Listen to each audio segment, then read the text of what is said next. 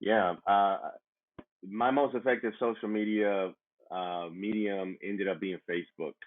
So between Instagram and Facebook, we were hitting it really hard. We have a YouTube channel.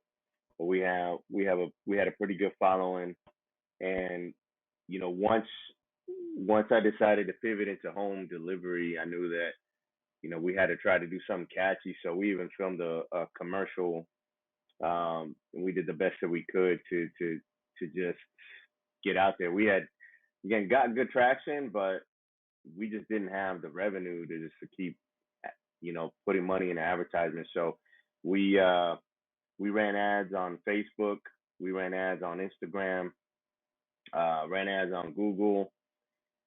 But when you're competing against DoorDash, Uber Eats, HEB, and the restaurants that are all doing the same thing, and they have a budget, of $20,000 a week, man, your stuff is getting drowned out. So yeah, it was tough.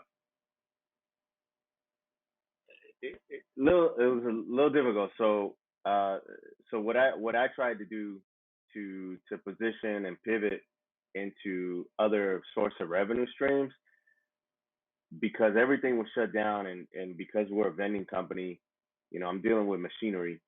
So my money makers are, are in places that I couldn't get into because everything is shut down. So it's a little unique.